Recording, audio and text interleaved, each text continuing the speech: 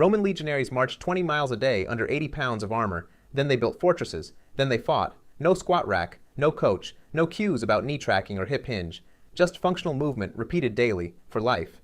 Yet today, a guy with $300 lifting shoes, a belt, chalk, and a 12-week program posts a video, squatting wrong. Here's the uncomfortable truth. More information has not made most people better squatters. It's made them worse. Because the squat isn't a checklist, it's a pattern. And patterns don't come from following 17 cues simultaneously. This is going to sound completely wrong. The reason your squat is killing your gains has nothing to do with your form cues. It has nothing to do with your stance width. And it definitely has nothing to do with how deep you go. It's about what your nervous system is actually doing under load. And almost nobody talks about it. Hard doesn't mean effective. Effort isn't the same as stimulus. And squatting more is not the same as squatting better. Here's what's actually happening. Most people are loading their squats before they've earned the load. They compensate. The body finds a way to complete the rep. Butt wink, forward lean, knee cave. It gets the weight from point A to point B. But the target muscles, they're barely involved. The glutes don't fire properly. The quads don't reach end range stretch. And without that stretch, you never get the growth signal you're training for. The mechanism for muscle growth is mechanical tension at elongated muscle lengths. Most squatters never achieve it. They move weight. They don't load tissue. Science backs this up. A 2023 study in the Journal of Strength and Conditioning Research confirmed that muscles trained at longer lengths produce significantly more hypertrophy, even at lower loads. The stretch is the signal, but if your technique collapses before you reach that stretch, you're just doing cardio with a barbell. And here's where it gets interesting. One of the fixes I'm about to show you outperforms heavy back squats for quad growth in peer-reviewed research. I'll get to that in a moment. Before I get into the exact system, I need you to understand something first. Because if you skip this next section, none of the fixes will stick. The corrections only work if you understand why the mistake is happening. And one of these methods, you've probably never heard of it, has been shown in multiple studies to produce more muscle than any version of the traditional squat. I'll show you exactly what it is and how to do it. Stay with me. What people do, copy someone else's squat stance, or follow a general cue like shoulder width. Why it's wrong. Hip socket depth and femur angle vary dramatically between individuals. A stance that produces perfect depth in one person causes impingement in another. There's no universal stance. Better alternative, the hip quadrant test. Lie on your back, circle your hip freely in all directions. The angle where you feel zero restriction, that's your natural hip position. Your squat stance should mirror it. Why it works? You're working with your anatomy, not against it. The joint has space to move. The glutes and adductors can actually load. How to do it? Set your foot angle to match your hip test result. For most people, that's 25 to 35 degrees of external rotation, not 0, not 45. Progression, practice body weight only for 2 weeks in your true stance. Film from the front. Watch the knees track in line with the third toe on every rep. What people do? Chase depth as a goal in itself. Ass to grass becomes the metric. Why it's wrong. Below parallel, most people lose tension. The pelvis tips under, the butt wink, and the lower back takes load the spine was never designed to absorb. Depth without control is just risk. Better alternative. Train to the point of maximum tension, not maximum depth.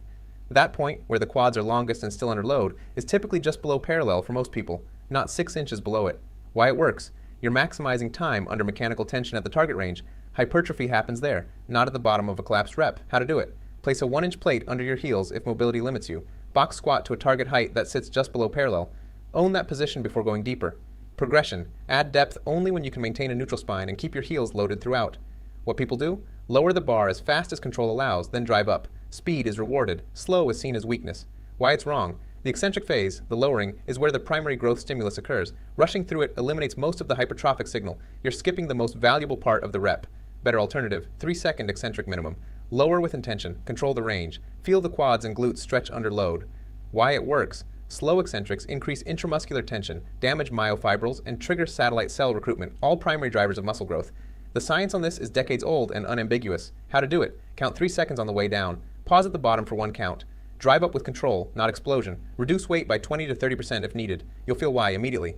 Progression. Work up to a 4-second eccentric over 4 weeks. Then add load back in 5% increments. What people do, obsess over keeping knees directly above feet, or pushing knees out aggressively on every rep. Why it's wrong. Neither cue reflects how force should actually travel through the leg. Forcing knees out reduces quad activation. Letting them cave inward under load creates shear at the joint. Both extremes are wrong. Better alternative, track the knee over the second and third toe throughout the full range. No forcing, no bracing into an artificial position. Natural tracking in your individual pattern. Why it works. You preserve patellar alignment, protect the meniscus, and allow the VMO, the teardrop muscle on the inner quad, to fire correctly. That's the muscle most people are failing to develop. How to do it. Film your squat from the front. Look for knee drift at the bottom. If it's drifting in, reduce load and slow the eccentric. Do not pace the knee out with a band. Fix the movement first. Progression. Once tracking is clean at body weight, add goblet squat with load, then barbell. Now here's the part I promised. This next one changes everything, especially if you've been squatting for years and still can't grow your quads. What people do, default to back squats as the primary quad builder. It's the king of exercises, they say. Everything else is supplemental. Why it's wrong. A 2022 study published in the European Journal of Sport Science compared back squats directly to the heel-elevated Bulgarian split squat. The split squat produced measurably greater quad hypertrophy, not because it's harder, but because the range of motion achieves longer quad length under load. Better alternative, heel-elevated Bulgarian split squat as a primary quad movement, not an accessory, a primary.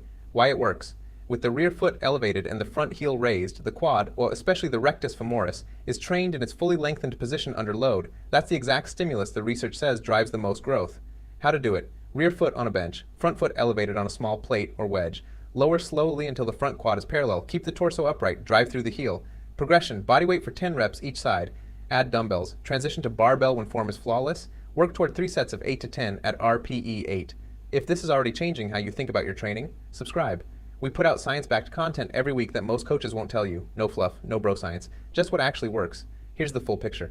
Your squat isn't failing because you're not working hard enough.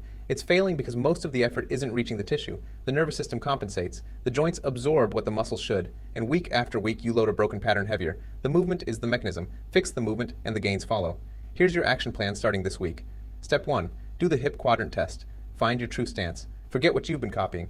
Step 2. Drop the load by 20%. Add a 3-second eccentric. Film yourself. Watch what changes.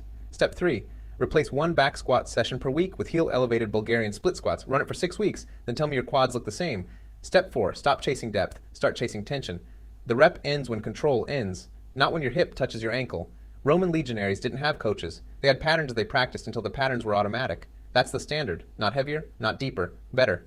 The squat is still the king, but only if you're actually squatting.